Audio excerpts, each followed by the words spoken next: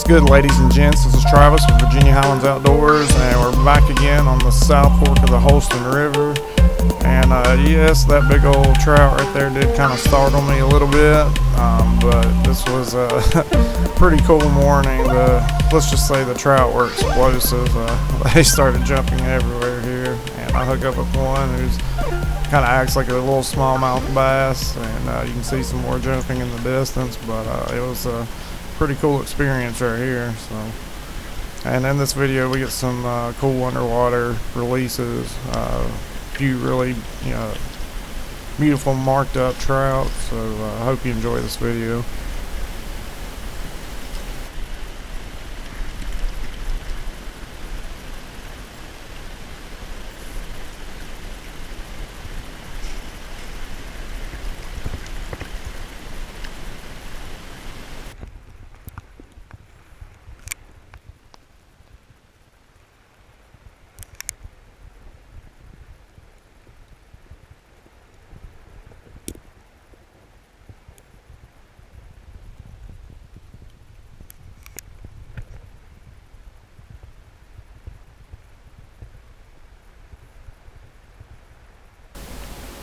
And sorry I kind of panned away from that fish a little bit. I was actually looking for the big one that jumped. So, and, something just told me to cast right there. I mean, it's a pretty obvious spot, don't get me wrong, but sometimes you just get a feeling fishing where it's just like cast there, and that's what I did. And basically as soon as it hit the water, this beautiful rainbow buck, he actually hammered it. I mean, like I said, just as soon as it hit the water, he smacked it.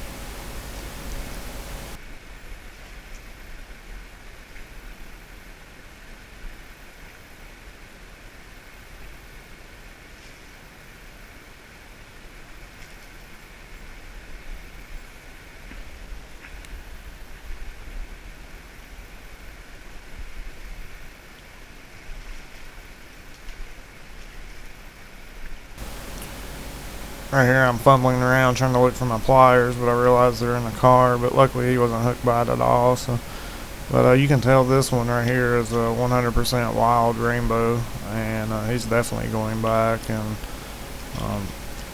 he's got some really cool markings on him. Like I said, I do need to get a net really bad, and a lot of my lures I've actually converted over to single hook now from Travels, and I'm actually considering going completely barbless as well, because I've had some hookups already, single hook, and it's really not a problem. But as you can tell, he has all of his fins. He has all his front fins, his adipose fins, so this fish is definitely getting released.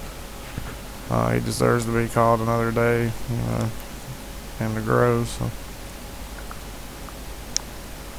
even in a lot of our put and take waters, we could have some amazing fishing, if people put back, maybe a couple.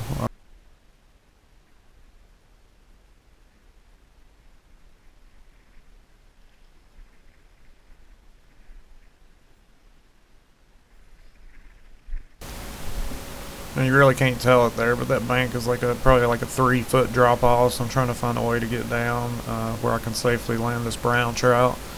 Now this one's probably maybe a 14-15 incher, somewhere around there. Not real big, but he still had a really good fight to him, and especially on an ultralight setup, all fish are fun. So, I really enjoy my ultralight. It's you can tell. I mean, you get a good bent rod every time. You can feel the action really, really well. You got to take your time a little bit more than using heavier line, because I'm using 2-pound tests, so there's no way I'm going to fling this up on the bank. So it's really best just to take your time, let the fish kind of calm down. Don't overplay it where it's exhausted, but you really don't want to grab if you plan on releasing a trout that's really aggressive, because you're going to do a lot of damage to the protective slime and everything else. And just be sure to wet your hands. If you don't wet your hands and you release a trout, chances are that trout's going to die a few hours later, or maybe a day or two later. So just be sure to do that. It's not that hard. Just bend over, wet your hands, get a hold of them, take the hook out, let them go. It's not that hard. Right here I cast it upstream into that current that's in the bend of the river there, or actually this is probably more like a creek, but it's still South Holston River. This is the upper portion, so you know it gets bigger as it goes. But I cast it up in the current there to mimic a natural bait fish, you know, that might have got caught upstream and got swept down that swift water. And that's where a lot of trout will wait. They'll wait, you know, as an ambush point. So you saw me give that trout a thumbs up because he got off, and you know, that's a well fought fish. Even though he was small, he was spunky and a fun little fight. Now right here, I catch a trout that has been released. It has been grabbed by someone else with dry hands, and you'll see the effects of this on this fish. If you remove the protective slime from a trout, most of the time they will get an infection on their skin, and you will see it here on this little trout. So this is the effects of touching a trout with a dry hand. No kidding, no joke. This is what's going to happen.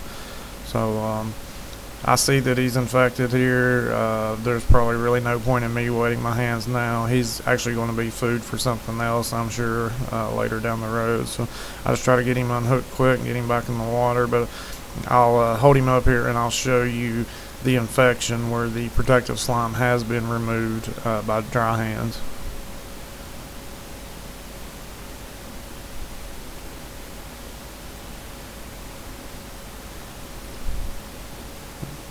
Alright, now if you look really closely, he has a lot of dents and bumps and abrasions, sort of, and you can actually feel there's no slime in that section where that big dent is. So that's an infection on his skin caused by dry hands. No kidding.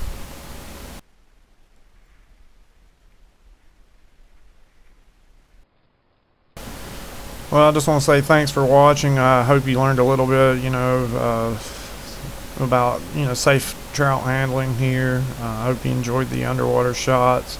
If you did, please like, comment, and subscribe, and be sure to check out some more videos that will be coming up in 2017. I do plan on, you know, fishing as much as possible, so we'll see what we can get hooked up with. I'm going to go after some walleyes, some bass, some trout, you know, maybe some pike, and maybe eventually land my most sought after fish, which would be a muskie and a tiger muskie. So, you know, hopefully 2017 is the year, a good year for all of us. You know, best luck the next time you go out and wet a line.